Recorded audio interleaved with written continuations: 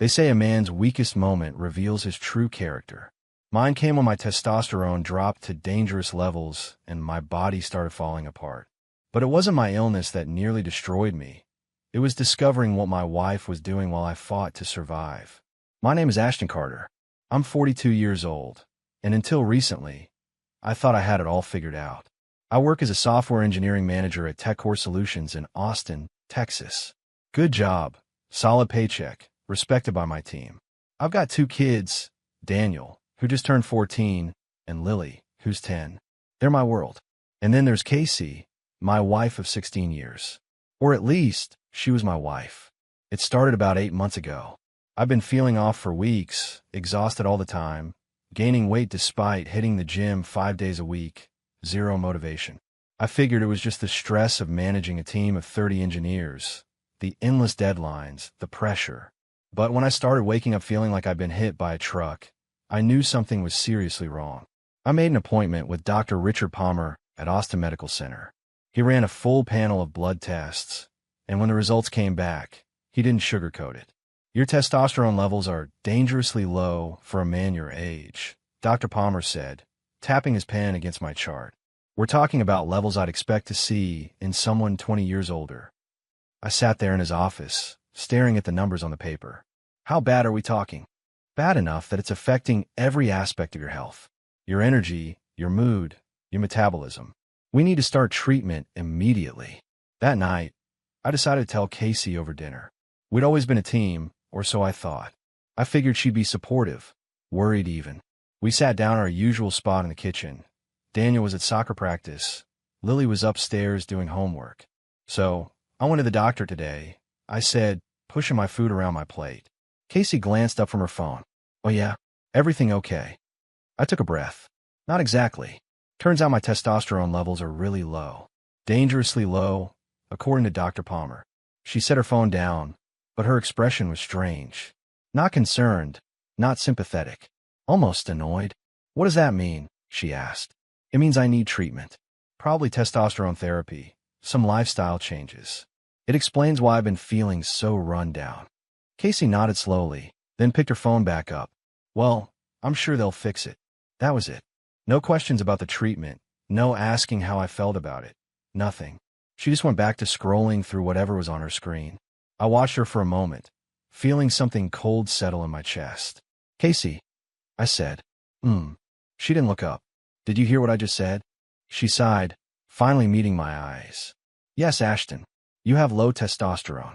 The doctor will treat it. What else do you want me to say? I didn't have an answer for that. So I said nothing, and we finished dinner in silence. That was the beginning. Over the next few weeks, things got stranger. Casey started changing in ways that were subtle at first, then impossible to ignore. She'd always been stylish. Teaching art history meant she had an eye for aesthetics, but now it was different. She spent twice as long getting ready in the mornings, trying on 3 different outfits before settling on one. New dresses appeared in her closet, tighter than what she usually wore. Heels instead of flats. I noticed it one Tuesday morning. She was standing in front of the bathroom mirror, applying lipstick with more care than I'd seen in years. Big presentation today, I asked from the bedroom doorway. Casey glanced at me in the mirror. Just a normal lecture day. What? You're really dressed up. She capped the lipstick and turned to face me. I can't look nice for my students. That's not what I meant. Then what did you mean, Ashton? Her tone had an edge to it. I held up my hands. Nothing. You look great. She brushed past me without another word, grabbing her bag from the kitchen counter. Daniel was eating cereal at the table, barely looking up from his phone. Lily was trying to tie her shoes by the front door. Mom, can you help me? Lily called out. Not now, sweetie. Mommy's running late. Casey kissed the top of Lily's head and headed for the garage. I watched her go, then knelt down to help Lily with her laces. It's okay, I've got you. Thanks, Dad, Lily said, giving me a quick hug before running to grab her backpack. Daniel finally looked up from his phone. Dad, is Mom okay? The question caught me off guard. What do you mean? He shrugged, pushing his cereal bowl away. I don't know. She's been acting weird lately. Like, she's never home anymore. I sat down across from him.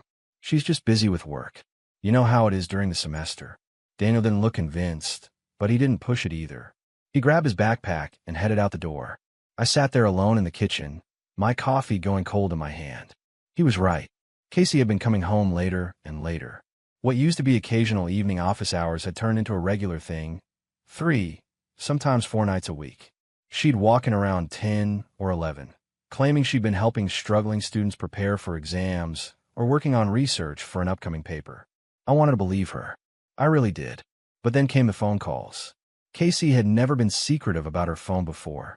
It used to sit on the kitchen counter while we ate dinner, face up, occasional buzzes from work emails or group texts with her colleagues. Now she kept it in her purse or in her hand, screen facing down. When it rang, she'd glance at it, then leave the room to answer. One night, around midnight, I woke up to the sound of her voice. I could hear her through the bathroom door, soft, almost whispered tones. I couldn't make out the words, but I could hear the tone. It wasn't a voice she used with colleagues or friends. When she came back to bed, I pretended to be asleep. "Ashton," she whispered. I didn't answer. She slipped under the covers, and within minutes, I could hear her breathing even out as she fell asleep. But I lay there wide awake, staring at the ceiling, feeling that cold knot in my chest grow tighter. Something was very wrong, and I was running out of excuses to ignore it. I got the first call on a Thursday afternoon. I was in the middle of a code review meeting at TechCore when my phone buzzed. It was my buddy Jake Peterson, someone I'd known since college. We played racquetball every other week, grabbed beers when we could. Solid guy. I stepped out of the conference room and answered. "Jake, what's up?" There was a pause on the other end. "Hey man, you got a minute? I need to talk to you about something." The tone in his voice made my gut tighten. "Yeah, shoot. Look, I don't know how to say this, so I'm just going to say it. I was at the Roosevelt Room last night, that bar on 5th Street, and I saw Casey there." I leaned against the wall. "Okay." She mentioned meeting some colleagues for drinks. "Ashton." Jake's voice dropped. "She wasn't with colleagues. She was with some young guy, mid-20s maybe, dark hair, preppy looking. And man, they were close. Real close." My hand tightened around the phone. "What do you mean close?" "I mean, she had her hand on his arm. They were laughing, leaning into each other. At first I thought maybe it was innocent, you know? But then he put his hand on her knee, and she didn't move it away. I waited around for a bit, and when they left, they walked out together. I'm sorry, man. I figured you'd want to know." I stood there in the hallway, watching my coworkers through the glass conference room wall, continuing their meeting like the world hadn't just tilted sideways. "You sure it was her?" I asked, knowing it was a stupid question. "Positive." I almost went over to say hi, but something felt off about the whole thing. "I'm really sorry, Ashton." I thanked him and hung up. For the rest of the day, I went through the motions, finished the code review, answered emails, attended a budget meeting. But my mind was somewhere else entirely. That night, Casey came home around 9:30. She walked in carrying her leather bag, heels clicking on her hardwood floor. "Hey," she said, setting her bag down. Long day. I was sitting on the couch, a beer in my hand that I hadn't touched. "How was your evening?" "Fine. Just had some paperwork to catch up on at the office." She moved toward the kitchen. "Have you eaten?" "I'm starving." "Casey, where were you last night?" She stopped, her back still to me. "Last night? I told you. I had drinks with some people from the department." "Which people?" She turned around slowly. "What's with the interrogation?" I stood up, facing her. "I got a call today. From Jake. He saw you at the Roosevelt Room. With a guy. A young guy." Casey's face didn't change, but I saw something flicker in her eyes. "Jake needs to mind his own business. So, you're not denying it?" "I'm not denying that I was having a drink with a colleague. One of the graduate TAs needed some career advice. That's all it was." "Jake said you were all over each other." Her expression hardened. "Jake is mistaken. Or maybe he'd had too many drinks himself. I can't believe you're accusing me of something based on gossip from your drinking buddy." She stormed upstairs before I could respond. I stood there in the living room, my beer still untouched, and realized something. She hadn't asked me who the guy was. She hadn't seemed surprised or confused. She'd gone straight to defense mode. That's when I knew Jake wasn't wrong. 2 days later, I got another call, this time from Mark Sullivan, a guy I knew from the gym. We weren't close friends, but we spotted each other on bench press and talked about sports between sets. "Ashton, I hate to be the bearer of bad news," Mark said, "but I saw your wife yesterday. At Zilker Park. She was with some guy, sitting on a blanket near the trail. I was running past and almost stopped to say hi, but they were kissing." I closed my eyes. You're sure it was her? Positive, man. I'm really sorry. 3 different people. 3 different sightings. This wasn't a coincidence anymore. That night, I made a decision. I waited until Casey was asleep. Then I carefully took her phone from the nightstand. My hands were shaking as I tried to unlock it, but the passcode I knew, our anniversary, didn't work. She'd changed it. I set the phone back down and went to my office. I opened my laptop and pulled up our cell phone account online. I had access to the call logs, and what I found made my blood run cold. Pages and pages of calls and texts to numbers I didn't recognize. Some conversations went on for hours, starting late at night, and continuing until 2 or 3 in the morning. There were names I'd never heard her mention. Justin, Bradley, someone listed only as MR. I sat back in my chair, the evidence laid out in front of me in black and white. This wasn't just one affair. This was multiple men, multiple betrayals. I thought about confronting her right then, waking her up and demanding answers. But something stopped me. If I confronted her now, she'd just lie again. She'd gaslight me, tell me I was being paranoid, twist everything around until I was the one apologizing. No, if I was going to do this, I needed proof. Real, undeniable proof. The next morning, I called in sick to work. After Casey left for the university and the kids were at school, I drove across town to a small office on Burnett Road. The sign outside read, Harrison Investigations, discreet and professional. Frank Harrison was exactly what I expected. Mid-50s, graying hair, the weathered look of someone who'd seen it all. He'd been a cop for 20 years before going private. His office was cramped but organized, walls covered with licenses and certifications. Mr. Carter, he said, shaking my hand. What can I do for you? I sat down across from his desk. I think my wife is cheating on me. I need proof. Frank didn't seem surprised. He probably heard that line 10 times a week. He pulled out a notepad. Tell me everything. I laid it all out. The changed behavior, the late nights, the calls from friends, the phone records. Frank listened without interrupting, taking notes. When I finished, he sat back in his chair. I'll be straight with you. Based on what you're telling me, your instincts are probably right. The good news is, if she's being this sloppy about it, gathering evidence won't be hard. What do you need from me? Her schedule, her usual routines, vehicle information, recent photos. I'll put surveillance on her, see where she goes, who she meets. If something's happening, I'll document it. I pulled out my phone and started sharing information. Within 30 minutes, Frank had everything he needed. I'll start tomorrow, he said, walking me to the door. Give me 2 weeks. If she's cheating, I'll have proof. I shook his hand. Thank you. As I drove home, I felt something I hadn't felt in weeks. Control. Casey thought she was getting away with it. Thought I was too trusting or too stupid to notice. She was wrong. Frank Harrison worked fast. Within 3 days, he called me with his first report. I was at my desk at TechCore, staring at lines of code that might as well have been written in another language for all the attention I could give them. Mr. Carter, Frank's voice came through the phone, professional and direct. I've got something you need to see. Can you meet me in my office in an hour? My stomach dropped. That fast? Your wife isn't being careful. This won't take long. I told my team I had a doctor's appointment and drove to Frank's office. When I walked in, he had a laptop open on his desk, along with a thick folder. Have a seat, Frank said, his expression neutral. He'd probably delivered this kind of news 100 times, but it never got easier for the person receiving it. He opened the folder first. Inside were photographs, time-stamped, high-resolution, undeniable. Casey walking into an apartment building on West 6th Street.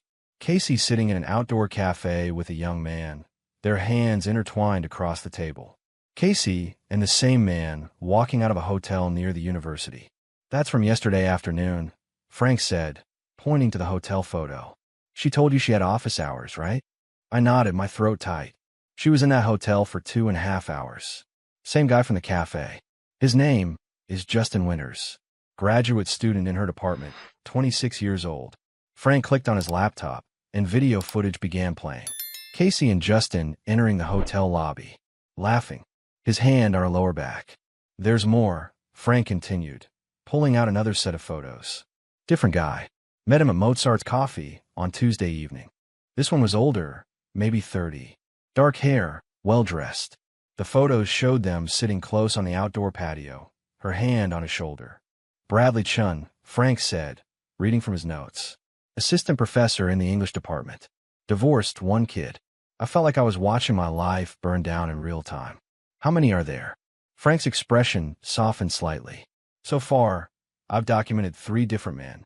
But based on her pattern and the phone records you provided, I'd estimate there could be more.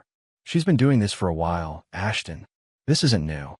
He showed me more GPS tracking data, showing her car at various locations that didn't match her claim schedule. Text message metadata, showing hundreds of late-night communications. Hotel receipts, charged to a credit card I didn't know she had. What do I do with all this? I asked, my voice barely above a whisper. Frank closed the laptop and slid the folder across to me.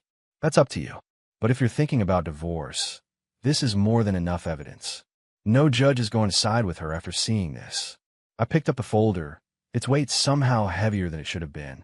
Keep watching her. I want to know everything. You sure? Some guys prefer not to know all the details. I met his eyes. I'm sure. I want every single detail documented. Frank nodded. I'll keep on it. Give me another week. I left his office with a folder under my arm, feeling like I was carrying a bomb. The Casey I'd married, the mother of my children, didn't exist anymore. Maybe she never had.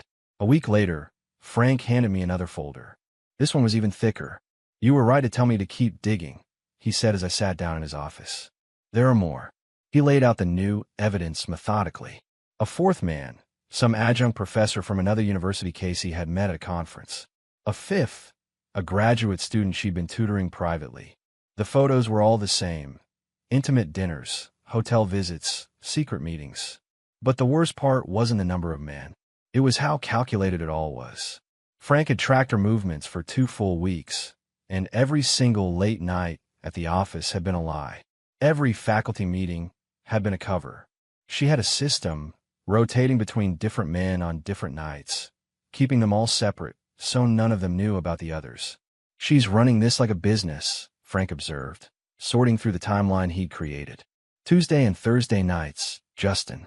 Monday and Wednesday, Bradley. Weekends are more flexible. She'll see whoever's available. I stared at the evidence, feeling something cold and hard settle in my chest where my heart used to be. What about the kids? While I'm traveling for work. Frank pulled out another report. I checked those dates. When you were in California for that tech conference last month, she had Justin stay over at your house. 2 nights. In my house. In my bed. While my children slept down the hall. I need to see a lawyer, I said. I know a good one. Rebecca Thompson. She handles high-stakes divorces, and she doesn't lose. Frank gave me her number, and I called from his office. Rebecca could see me that afternoon. Her office was in a sleek building downtown, all glass and steel. Rebecca herself was mid-50s, sharp-eyed, with the kind of presence that made you sit up straighter.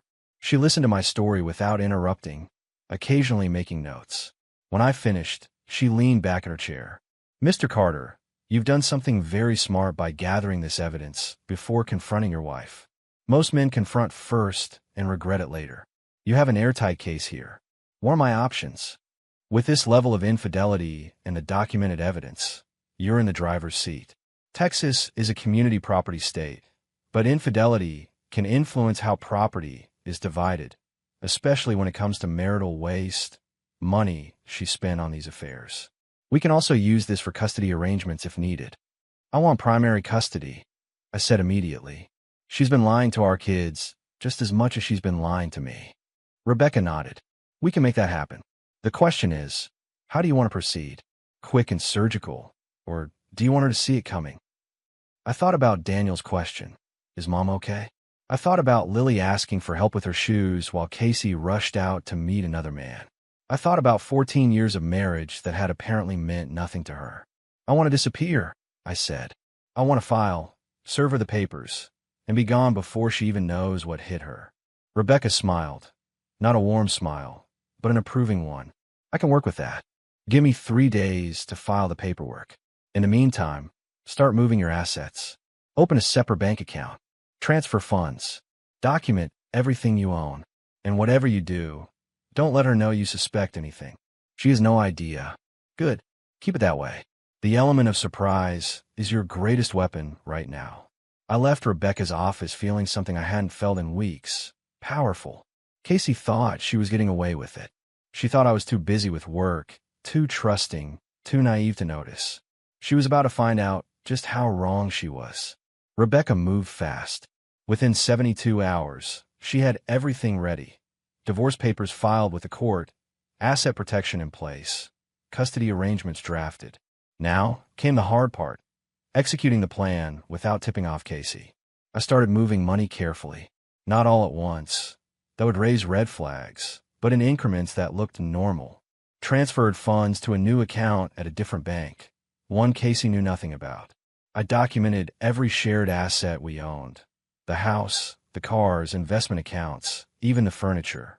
Rebecca wanted a complete inventory. "You're being thorough," she said during one of our meetings. "That's good. Most clients are too emotional to think this clearly. I'm running on anger right now," I admitted. "That's keeping me focused." The hardest part was acting normal at home. Every night, I'd come home to Casey making dinner or grading papers, pretending everything was fine. She'd kiss me on the cheek, ask about my day, help the kids with homework. The performance was flawless. One evening, she was particularly affectionate. She made my favorite meal, grilled salmon with roasted vegetables, and we ate dinner as a family. Daniel talked about his upcoming soccer tournament. Lily showed us a drawing she'd made in art class. It almost felt normal, like the life we used to have. After the kids went to bed, Casey poured 2 glasses of wine and sat next to me on the couch. "I feel like we haven't really talked in a while," she said, her hand on my knee. I looked at her, this woman I'd spent 16 years with, and felt nothing. "We talk every day." "That's not what I mean. I mean really talked. About us." I took a sip of wine, keeping my expression neutral. "What about us?" She hesitated, and for a moment I saw something in her eyes, guilt, maybe, or fear. "I know things have been strained since her diagnosis. I haven't been as supportive as I should have been. I'm sorry about that." The apology was too little, too late, and completely meaningless given what I knew. But I couldn't let her see that. "It's okay," I said, the lie coming easily. "We've both been stressed." She smiled, relieved, and leaned her head on my shoulder. "I love you, Ashton. I know I don't say it enough." I stared at the wall across from us, Casey's head warm against my shoulder, and felt absolutely nothing. "I love you too." 3 days later, everything was ready. Rebecca called me at work with a final confirmation. "Papers are filed. Process server is standing by. When do you want to do this?" Rebecca asked. "Tomorrow. Friday. She has classes all morning, then office hours in the afternoon. Serve her at her office at 2 p.m. "And you?" "I'll be gone by noon. I'm moving into a furnished rental across town. Already have movers scheduled." "What about the kids?" "They'll be at school when it happens. I'll pick them up afterward and explain everything. I've already talked to a family therapist about how to handle it." Rebecca was quiet for a moment. "You've thought of everything." "I've had plenty of time to plan." That night, I barely slept.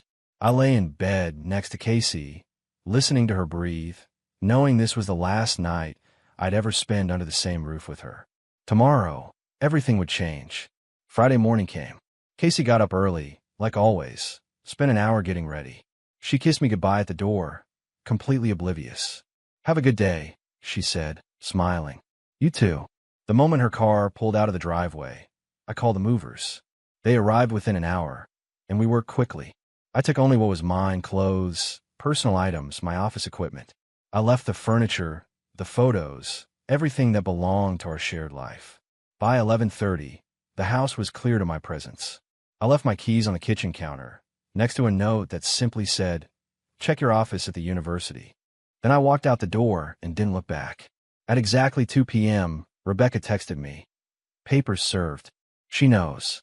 I was sitting in my new rental apartment, sparse and temporary, but mine. My phone started ringing within minutes. Casey's name lit up the screen. I didn't answer. She called again, and again. By the time I silenced my phone, she called 11 times. Then came a text. "Ashton, what is this? Call me right now. This is insane. We need to talk. Where are you?" I didn't respond. Rebecca had been clear.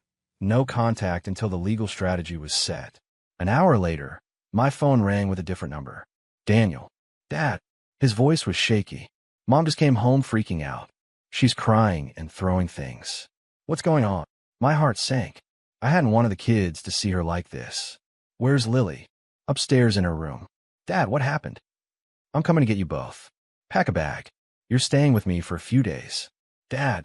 Daniel, trust me. Pack a bag. I'll be there in 20 minutes. I drove to the house faster than I should have. When I pulled up, Casey's car was in the driveway. Through the window, I could see her pacing in the living room, phone pressed to her ear. I walked in without knocking. Casey spun around when she heard the door. Ashton. Her eyes were red, mascara streaked down her face. What the hell is this? She held up the divorce papers, her hand shaking. It's exactly what it looks like. You can't just leave. We have a family. We can work through this. I kept my voice level calm. Work through what, Casey? Your affairs with multiple men? The lying? The sneaking around? Her face went pale. I don't know what you're talking about. I pulled out my phone and opened the folder Frank had sent me. Photos, videos, evidence. I held it up so she could see. Justin Winters. Bradley Chun. 3 others whose names I can't even remember because there were so many. Hotels, apartments, restaurants. Should I keep going? Casey's mouth opened, but no sound came out. For the first time since this whole thing started, she had no lies ready. I hired a private investigator. I continued. I have documentation of everything. Every lie, every meeting, every hotel room. It's all in those divorce papers you're holding. Ashton, please. Daniel. Lily. Let's go. I called up the stairs. Both kids came down, backpacks on their shoulders. Daniel looked between his mother and me, his face confused and angry. Lily was crying. Casey stepped toward them. Kids, your father is being irrational. Don't. I said, my voice hard. Don't you dare lie to them too. Daniel's eyes widened as understanding dawned. Lily just cried harder. I put my hands on both their shoulders. Come on. We're leaving. You can't take my children. Casey shouted. There are children. And according to the temporary custody arrangement in those papers, they're staying with me until the court hearing. You want to fight that? Call your lawyer. I guided Daniel and Lily toward the door. Casey stood frozen in the living room, the divorce papers crumpled in her hand, watching her family walk away. As we got in the car, I heard her voice one last time, broken and desperate. Ashton, please. I started the engine and drove away, my kid silent in the back seat, my marriage officially over. 3 months later, I walked into the Travis County Courthouse with Sarah Mitchell by my side. Yes, that's Sarah, the nurse who'd taken care of me during my treatment at Del Seaton Medical Center. We'd stayed in touch after my discharge, coffee meetings that turned into dinners, long conversations that reminded me what it felt like to be with someone honest. We weren't officially dating, but there was something there, something real. And today, I wanted Casey to see that I'd moved on. Rebecca met us at the entrance, briefcase in hand. Ready, more than ready, I said. The courtroom was exactly as I'd imagined. Wood paneling, high ceilings, the kind of place where lives got divided up and futures decided. Casey was already there with her lawyer, sitting at the defendant's table. She looked thinner than I remembered, tired.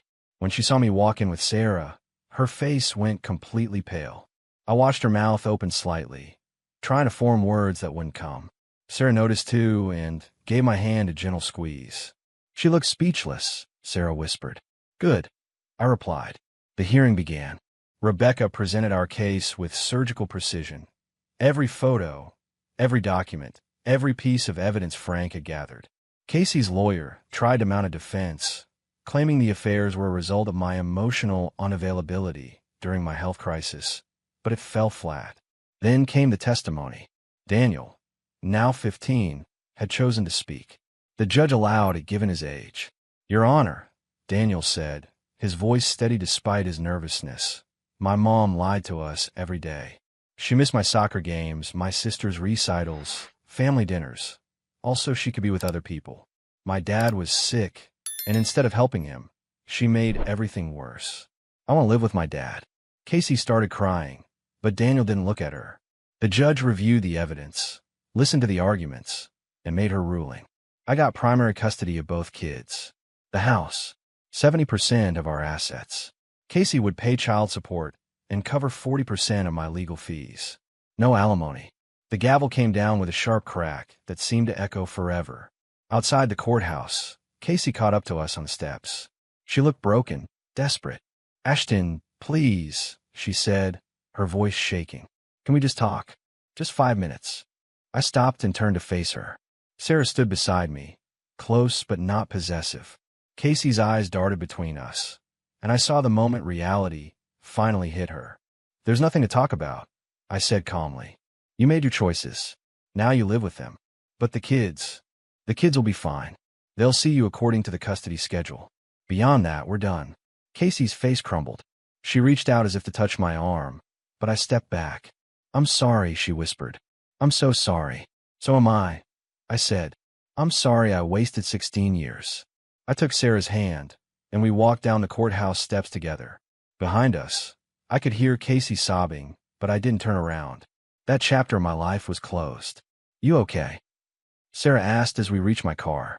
I looked back one last time. Casey was standing alone on those courthouse steps, exactly where she deserved to be.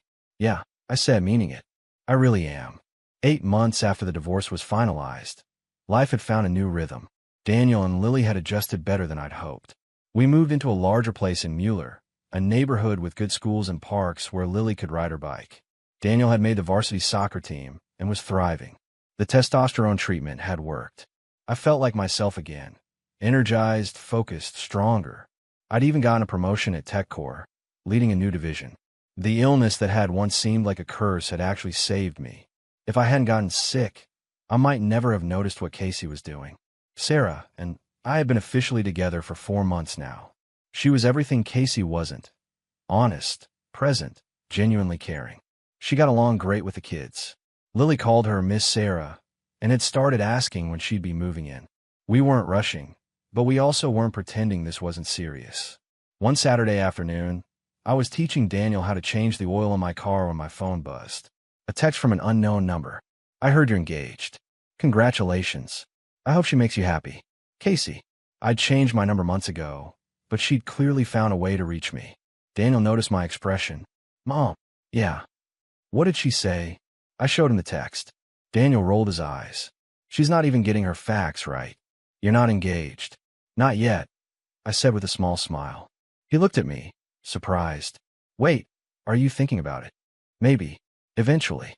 When the time's right." Daniel grinned. "Sarah's cool. Way better than Mom." I ruffled his hair. "Don't say that." "It's true, though. Sarah actually shows up. She came to my last 3 games. Mom hasn't come to one since the divorce." He was right. Casey had visitation rights, every other weekend and Wednesday dinners, but she'd canceled more often than not. Always an excuse. Always something more important. That evening, Sarah came over for dinner. She'd brought ingredients to make her famous lasagna, and Lily helped her in the kitchen while Daniel and I set the table. It felt natural, easy, like a family. After dinner, Sarah and I sat on the back porch while the kids watched a movie inside. "You got a text from Casey today," she said. It wasn't a question. "How'd you know?" "You had that look. Like you'd stepped in something unpleasant." I laughed. "She thinks we're engaged." "Are we?" Sarah asked, raising an eyebrow, playfully. "Not yet." "But Sarah." I turned to face her. "I'm not looking to rush into anything. I just got out of a 16-year disaster. But I want you to know that what we have, it's real for me." She took my hand. "It's real for me too. And I'm not going anywhere." We sat there in comfortable silence, watching the sun set over Austin. My phone buzzed again. Another text from Casey. Probably. I didn't even look at it. That life was over. This life, the one I'd built from the ashes of my marriage, was just beginning. I had my kids, my health, my career, and someone who actually valued me. Casey had taught me an important lesson. Sometimes the worst thing that happens to you is actually the best thing. Her betrayal had freed me from a relationship that was slowly suffocating me. Her lies had forced me to rebuild myself into someone stronger. I thought I was losing everything. Turns out, I was just making room for something better. Daniel came outside. "Dad, Lily wants to know if we can get ice cream." "Sure, why not?" Sarah stood up. "I'll drive." As we piled in her car, all 4 of us laughing about something Lily said, I realized this was happiness. Not the performance of happiness I'd had with Casey, but the real thing. And I was never letting it go.